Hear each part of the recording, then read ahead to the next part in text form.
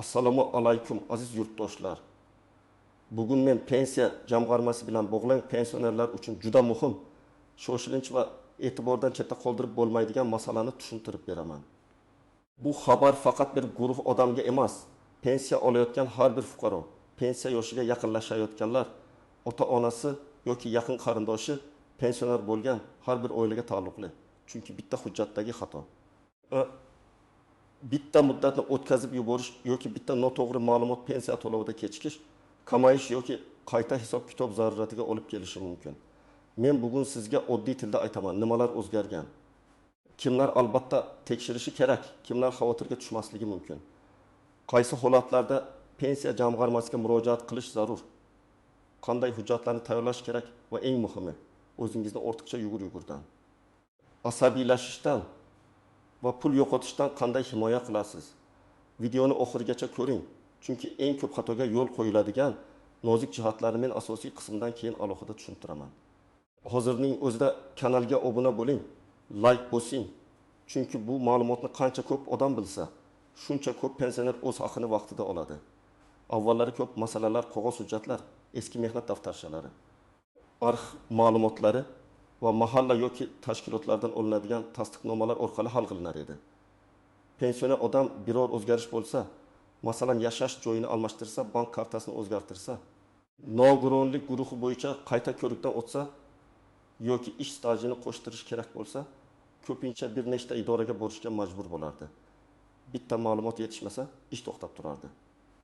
Bitta familiya har xil yozilgan bo'lsa, masalan pasportda Karimova, mehnat daftarchasida Karimova M, arxivda esa Karimova Mavluda deb qayd etilgan bo'lsa, odam yana dalil yig'ishga majbur bo'lardi. Hozir esa tizim tobora elektron ma'lumotlarga, idoralararo almashinuvga, bank kartalari va shaxsiy identifikatsiya ma'lumotlariga tayanmoqda. Bu yaxshi tomoni bilan qulay, ko'p ma'lumotlar avtomatik tekshiriladi. Ariza berish jarayonlari soddalashadi. Ayrim holatlarda hujjatlarni qayta ko'tarib yurishga ehtiyoj kamayadi. Lekin o'zgarishning ikkinchi tomoni ham bor. Agar elektron bazada ma'lumot noto'g'ri bo'lsa, agar karta muddati tugagan bo'lsa, agar pensionerning pasport ma'lumoti yangilangan bo'lsa-yu, pensiya jamg'armasi yoki bank bazasida eski ma'lumot turgan bo'lsa, to'lovda muammo paydo bo'lishi mumkin. Men eng avvalo shuni aniq aytaman. Har qanday shoshilinch xabarda vahimaga tushish kerak emas. Pensiya jamg'armasi bilan bog'liq masalalarda eng to'g'ri yo'l bu rasmiy manbani tekshirish. O'z ma'lumotlaringizni solishtirish va zarur bo'lsa yozma yoki elektron murojaat qilishdir. Telefon orqali kelgan noma'lum qo'ng'iroqlarga pensiyangiz to'xtaydi, kartangizni ayting, kod yuboring, to'lovni tiklab beramiz degan gaplarga ishonmang. Pensiya jamg'armasi, bank yoki davlat idorasi hech qachon sizdan karta paroli, SMS kod yoki plastik karta to'liq raqamini shubhali tarzda so'ramasligi kerak. Bugungi asosiy o'zgarish shundaki, pensionerning pensiyasi faqat bitta qaror bilan emas, bir nechta ma'lumotning to'g'ri ishlashi bilan bog'liq bo'lib bormoqda. Shaxsning pasport ma'lumoti, shir raqami, bank hisob raqami, yashash manzili, ish staji, imtiyoz huquqi, nogironlik ma'lumoti, boquvchisini yo'qotganlik huquqi yoki ustama to'lovlar bo'yicha asoslar bir-biriga mos bo'lishi kerak. Agar shu zanjirdagi bitta bo'g'in uzilsa, odam pensiyasini vaqtida olmasligi yoki kamroq olishi mumkin. Masalan, bir pensioner onaxonning eski pasporti bo'lgan, keyin yangi ID karta olgan. Bank kartasi esa eski pasport ma'lumotlari bilan ochilgan. Pensiya to'lovi kelishi kerak bo'lgan kunda pul tushmagan. Onaxon avval pensiyamni kesishibdi deb o'ylaydi. Aslida esa muammo shundaki, bankdagi ma'lumot bilan pensiya to'lovi yuborilayotgan ma'lumot o'rtasida nomuvofiqlik chiqqan. Bu yerda yechim vahima emas, balki bankka borib ma'lumotni yangilash. Keyin pensiya jamg'armasi bo'limiga yoki rasmiy aloqa kanali orqali murojaat qilib, to'lov holatini tekshirtirishdir. Yana bir misol, ota 64 yoshda pensiya oladi, lekin hali ham kichik korxonada qorovul bo'lib ishlaydi. Uning farzandlari ishlayotgan pensionerning pensiyasi kamayadimi yoki to'xtaydimi deb xavotir qiladi. Bunday holatda har bir to'lov turi va qo'shimcha ustamalar alohida ko'riladi. Oddiy yoshga doir pensiya boshqa, ayrim kompensatsiya yoki qo'shimcha imtiyozlar boshqa tartibga ega bo'lishi mumkin. Shuning uchun men doim aytaman, men pensiyaman degan umumiy gap yetarli emas. Aynan qaysi pensiya turi, qaysi ustama, qaysi asos bo'yicha to'lanayotganini bilish kerak. birinchi navbatda so'nggi bir yil ichida pasportini yoki ID kartasini almashtirgan pensionerlar o'z ma'lumotlarini tekshirishi kerak. Chunki yangi hujjat olingandan keyin hamma bazada ma'lumot avtomatik yangilandi deb o'ylash xato bo'lishi mumkin. Ayrim tizimlarda yangilanish tez bo'ladi. Ayrim joylarda bank yoki tegishli idora ma'lumotni qayta tasdiqlash kerak bo'ladi. Agar sizning pensiyangiz odatda har oyning ma'lum sanasida tushsa, lekin shu oyda kechiksa, birinchi savol: hujjatlarimda o'zgarish bo'lganmi? Kartam ishlayaptimi? Hisob raqamim faolmi? Ikkinchi guruh bu bank kartasining muddati tugagan yoki yaqinda yangi karta olgan pensionerlar. Ko'pchilik yangi kart olganda endi hammasi avtomatik o'tadi deb o'ylaydi. Lekin ba'zan pensiya eski karta hisobiga bog'langan bo'lishi, yangi karta boshqa hisobga ochilgan bo'lishi yoki bank ichida pensiya to'lovlarini qabul qilish uchun alohida sozlama talab qilinishi mumkin. Masalan, pensioner har oy 1.200.000 so'm pensiya oladi. Karta muddati tugagan, bank yangi karta bergan. Agar hisob raqami o'zgarmagan bo'lsa, odatda muammo bo'lmaydi. Lekin hisob raqami o'zgargan bo'lsa, to'lov qaytishi yoki ushlanib qolishi mumkin. Uchinchi guruh bu yashash joyini o'zgartirganlar. Masalan, Samarqanddan Toshkentga ko'chib kelgan pensioner ro'yxatdan o'tish masalasini hal qilgan. Lekin pensiya ishini yangi hududga o'tkazish kerakmi yoki yo'qmi? Buni aniqlamagan. Natijada u eski joydagi bo'limga, yangi joydagi bo'lim esa eski bazaga qarab turadi. Hozir ko'p jarayon elektronlashgan bo'lsa ham, yashash joyi, doimiy yoki vaqtinchalik ro'yxat, to'lov, shaxli kabi masalalarda ma'lumot mo'sligi juda muhim. 4-guruh bu nogironlik pensiyasi yoki nogironlik nafaqasi oluvchilar. Agar tibbiy ijtimoiy ekspertiza bo'yicha muddatli guruh berilgan bo'lsa, qayta ko'rik sanasini o'tkazib yubormaslik kerak. Men amaliyotda shunday holatlarni ko'p ko'raman. Inson mening holatim o'zgarmagan-ku deb o'ylaydi. Lekin hujjat bo'yicha qayta ko'rik muddati tugagan bo'ladi. Tizimda asos muddati tugagani ko'rinsa, to'lov vaqtincha to'xtatilishi yoki qayta rasmiylashtirish talab qilinishi mumkin. Bu odamning sog'lig'i yomonlashganini inkor etmaydi. Lekin to'lov uchun huquqiy asos yangilanishi kerak. 5-guruh bu o'quvchisini yo'qotganmi pensiyasi oladigan oilalar. Ayniqsa o'quvchi yoki talaba farzandlar uchun to'lov olayotganlar. Bunda ta'lim muassasasida o'qishi, yoshi, kunduzgi yoki sirtqi ta'lim shakli kabi jihatlar muhim bo'lishi mumkin. Masalan, 18 yoshdan oshgan farzand kunduzgi bo'limda o'qiyotgan bo'lsa, huquq davom etishi mumkin, lekin o'qishdan chetlashtirilsa yoki ta'lim shakli o'zgarsa bu to'lovga ta'sir qiladi. Shu sababli har o'quv yilida o'qish joyidan ma'lumotnoma talab qilinishi yoki elektron tasdiq tekshirilishi mumkin. Agar sizning pasport ma'lumotingiz o'zgarmagan bo'lsa, kartangiz faol bo'lsa, pensiyangiz har oy odatdagi kunda tushayotgan bo'lsa, yashash joyingiz o'zgarmagan bo'lsa va sizda muddatli imtiyoz yoki qayta tasdiqlanishi kerak bo'lgan holat bo'lmasa, ortiqcha vahima qilishga hojat yo'q. Lekin bu umuman tekshirmang degani emas. Men har bir pensionerga kamida oyga bir marta bank SMS xabarlarini, karta balansini va to'lov kelgan sanani yozib borishni maslahat beraman. Chunki keyin muammo chiqsa, qachondan beri pul tushmayapti degan savolga aniq javob bo'ladi. Agar siz faqat yoshga doir pensiya olayotgan bo'lsangiz, kartangiz ishlab tursa, bankda qarzdorlik yoki bloklash holati bo'lmasa, ko'pincha to'lovlar odatdagi tartibda davom etadi. Ammo pensiya miqdori kutilmaganda kamaygandek tuyulsa, darhol pensiyamni kesishdi deb xulosa qilmaslik kerak. Ba'zan avvalgi oyda bir martalik qo'shimcha to'lov bo'lgan bo'lishi mumkin. Ba'zan qarzdorlik bo'yicha qonuniy ushlab qolish bo'lishi mumkin. Ba'zan bank ilovasida tushum va yechib olishlar aralash ko'rinadi. Shuning uchun aniq ma'lumotni to'lov tafsiloti orqali tekshirish kerak. Keling oddiy raqamlar orqali ko'ramiz. Masalan, bir pensioner har oy 1.500.000 so'm oladi. Yanvar oyida unga qo'shimcha ravishda 300.000 so'm kompensatsiya yoki qayta hisob kitobdan farq tushdi. U yanvarda jami 1.800.000 so'm ko'rdi.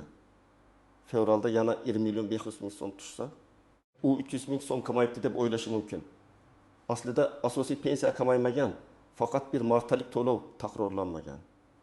Shuning uchun har bir tushumni asosiy pensiya, qo'shimcha to'lov, qayta hisob kitob, kompensatsiya kabi ajratib ko'rish muhim.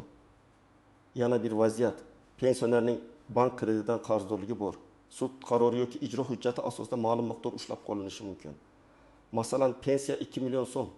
Ushlab qolish 20% bo'lsa, karta hisobiga 1 million 600 ming so'm tushishi mumkin. Pensioner pensiya jamg'armasi pulimni kamaytirdi deb o'ylaydi. Lekin sabab ijro hujjati bo'lishi ehtimoli bor. Bunday paytda pensiya jamg'armasi bilan birga majburiy ijro byurosi yoki tegishli bankdan ham aniqlik kiritish kerak. Yana bir misol, ayol 57 yoshda pensiyaga chiqqan. Lekin uning mehnat daftarchasida 1995 yildan 2002 yilgacha ishlagan joyida muhr noaniq bosilgan. Avval hisob kitobda faqat tasdiqlangan staj inobatga olingan, keyin u arxivdan ma'lumotnoma olib kelgan. Agar arxiv ma'lumotnomasi to'g'ri rasmiylashtirilsa, pensiya qayta hisoblanishi mumkin. Bu degani, odam o'z hujjatlarini tekshirtirmasa, yillar davomida kamroq pensiya olib yurish ehtimoli bor. Ayniqsa Sovet davri yoki 1990 yillar boshidagi ish staji bo'yicha hujjatlar juda ehtiyotkorlik bilan ko'rib chiqilishi kerak. Eng katta nozik jihatlardan biri bu hujjatlardagi ism familiya farqi. Masalan, tug'ilganlik guvohnomasida Gulchehra, nikoh guvohnomasida Gulchehra, pasportda Gulchehra deb yozilgan bo'lishi mumkin. Bir qaraganda bu mayda narsa, lekin pensiya ishida bu bitta shaxs ekanini tasdiqlash talab qilinadi. Ayniqsa ayollarda turmushga chiqqandan keyin familiya almashgan, keyin ajrashgan yoki qayta turmush qurgan holatlarda nikoh, ajrim, familiya o'zgarishi haqidagi hujjatlar juda muhim. Ikkinchi nozik jihat bu norasmiy ishlagan yillar. Ko'pchilik men 2 yil ishlaganman deydi, lekin hujjatda 12 yil chiqadi. Pensiya hisobida og'zaki aytilgan mehnat emas, tasdiqlangan ish staji muhim. Agar ish joyi yopilib ketgan bo'lsa, arxivdan ma'lumot olish kerak. Agar korxona qayta tashkil etilgan bo'lsa, uning huquqiy vorisi yoki arxiv fondi aniqlanishi kerak. Agar mehnat daftarchasida yozuv bor, lekin buyruq raqami yoki sana noto'g'ri bo'lsa, qo'shimcha dalillar so'ralishi mumkin. Uchinchi nozik jihat bu xorijda ishlagan yoki vaqtincha chet elda yashayotgan pensionerlar masalasi. Bunda har bir holat alohida ko'riladi.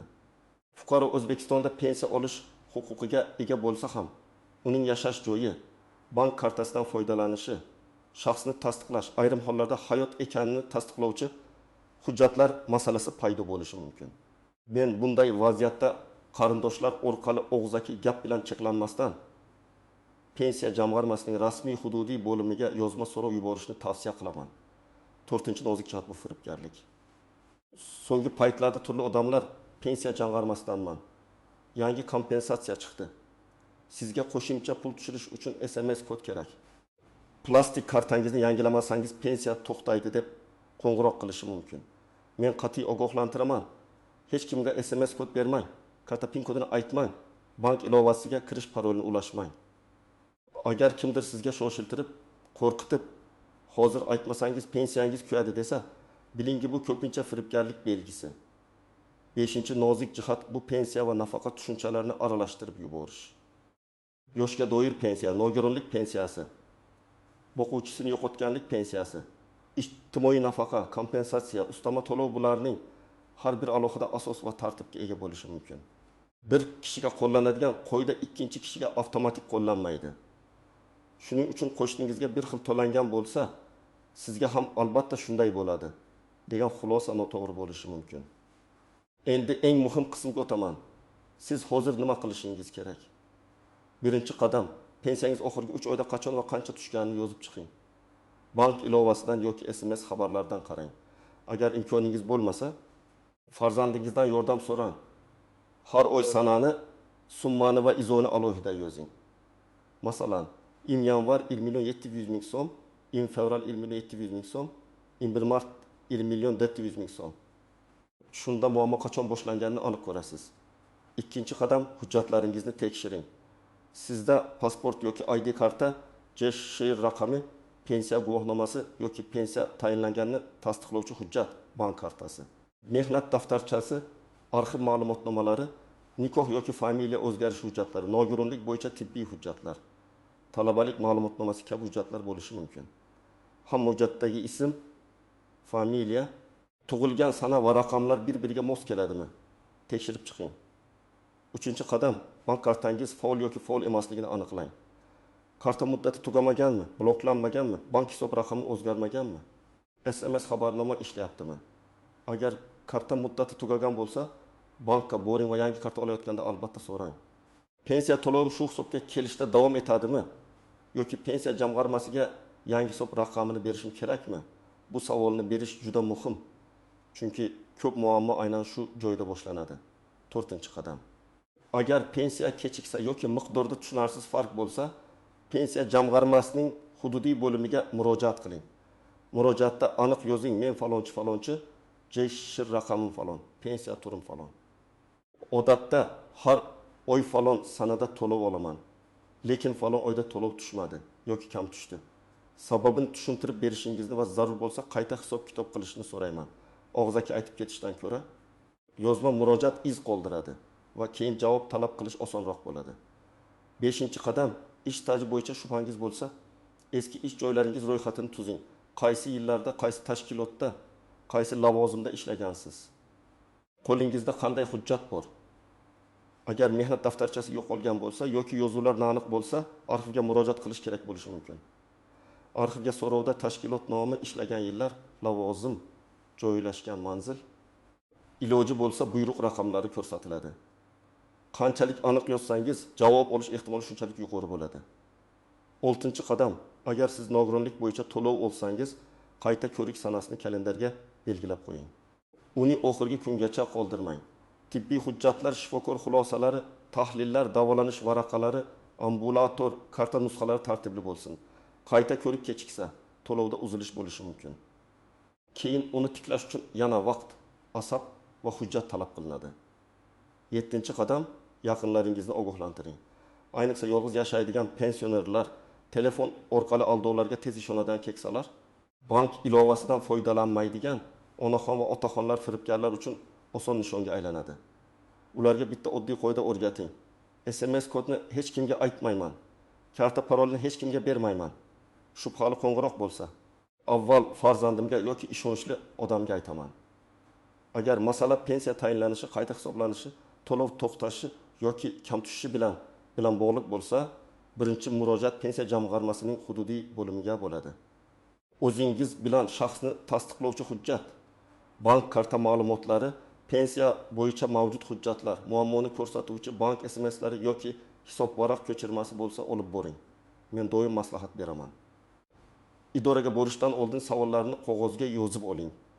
Chunki navbat hayajon yoki charchoq sababli eng muhim savol esdan chiqib qoladi. Agar muammo bank kartasi, hisob raqami, to'lov tushgani yechilmayotgani, karta bloklangani yoki bank ilovasida noto'g'ri ko'rinayotgani bilan bog'liq bo'lsa, bankka murojaat qiling. Bankdan yozma yoki elektron ko'chirma oling. Unda qachon qancha pul tushgani, qachon yechilgani, bloklash bor yo'qligi ko'rinadi. Bu ko'chirma keyin pensiya jamg'armasiga murojaat qilganda dalil bo'ladi. Agar muammo ish staji bilan bog'liq bo'lsa, arxiv yoki sobiq ish joyining huquqiy vorisini aniqlash kerak. Agar tashkilot mavjud bo'lsa, kadrlar bo'limiga murojaat qilasiz. Agar yopilgan bo'lsa, arxivga so'rov yuborasiz. Agar arxiv ham ma'lumot topmasa, ayrim holatlarda sud orqali ish stajini tasdiqlash masalasi ko'rilishi mumkin. Lekin sud eng oxirgi choradir. Avval barcha hujjatli yo'llar sinab ko'riladi. Agar sizga qo'shimcha pul chiqdi, biz rasmiylashtirib beramiz deb begona odam xizmat taklif qilsa, ehtiyot bo'ling. Davlat xizmatlari yoki pensiya masalalarida yordam beraman degan har bir odam rasmiy vakil bo'lavermaydi. Hujjat topshirish uchun pul talab qilinsa, avval rasmiy to'lov bormi, kvitansiya beriladimi? Xizmat qaysi asosda ko'rsatiladi, shuni aniqlang. Og'zaki va'daga pul bermang. Birinchi xato, pensioner muammoni juda kech aytadi. Masalan, 3 oy pensiya kam tushgan, lekin odam keyingi oy to'g'rilanar deb kutgan. Keyin hujjat yig'ish, qayta hisob kitob qilish, bankdan ko'chirma olish murakkablashadi. Men maslahat beraman. Birinchi tushunarsiz holatdayoq tekshiring. Bu mojaro qilish degani emas. Bu o'z huquqingizni tartibli himoya qilish degani. Ikkinchi xato, hujjatlarning asosini har kimga berib yuborish. Pasport, mehnat daftarchasi, nikoh guvohnomasi, arxiv ma'lumotnomasi kabi hujjatlar juda muhim. Nusxa kerak bo'lsa, nusxa bering. Aslini faqat rasmiy idorada ko'rsatish kerak. Agar asl hujjat yo'qolsa, uni tiklash ko'p vaqt oladi. Uchinchi xato, qo'shnining gapiga tayanish. Menga aytishdi, hammaning pensiyasi oshibdi. Falonchi boribdi, unga 2 barobar to'lashibdi. Hamma ariza yozsa pul olarkan kabi gaplar ko'p tarqaladi. Men ekspert sifatida aytaman. Pensiya masalasida mish-mish emas, Hujjat va rasmiy javob muhim. Har bir odamning staji, yoshi, ish haqi, imtiyozi, oilaviy holati va to'lov turi boshqacha. 4-xato bank va pensiya jamg'armasi vazifasini aralashtirish. Pul hisoblangan bo'lsa, lekin kartaga tushmasa, bu bank yo'nalishidagi muammo bo'lishi mumkin. Pul umuman hisoblanmagan bo'lsa, bu pensiya ishi bo'yicha tekshiriladi. Pul tushgan, lekin yechib olingan bo'lsa, karta xavfsizligi yoki ijro hujjatlari masalasi bo'lishi mumkin. To'g'ri idoraga murojaat qilish vaqtni tejaydi. Azizlar, bugungi shoshilinch xabarning mazmuni shuki, pensiya to'lovlari, hujjatlar va bank ma'lumotlari bir-biriga mos bo'lishi shart. Pasport almashganlar, karta muddati tugaganlar, yashash joyini o'zgartirganlar, nogironlik yoki boquvchisini yo'qotganlik bo'yicha to'lov oluvchilar. Ish stajida shubha borlar albatta o'z holatini tekshirish kerak. Va'ma qilish kerak emas, lekin beparvo bo'lish ham mumkin emas. Men sizdan iltimos qilaman, bugun videoni ko'rganingizdan keyin ota-onangiz, buvingiz, bobongiz yoki pensioner qo'shningizdan so'rang. Pensiya vaqtida tushyaptimi? Kartasi ishlayaptimi? Hujjatlari joyidami? Ba'zan bitta savol katta muammoning oldini oladi. Agar sizda pensiya kechikishi, kam tushishi staj hisoblanmagani yoki bank kartasi bilan bog'liq holat bo'lgan bo'lsa, izohlarda yozib qoldiring. Boshqa yurtdoshlar ham sizning tajribangizdan foyda oladi. Videoni foydali deb bilgan bo'lsangiz, albatta like bosing, kanalga obuna bo'ling va bu ma'lumotni pensioner yaqinlaringizga yuboring. Men keyingi videolarda ham pensiya, nafaqa, hujjatlar va fuqarolarning huquqlari bo'yicha eng muhim yangiliklarni sodda va tushunarli qilib tushuntirib boraman.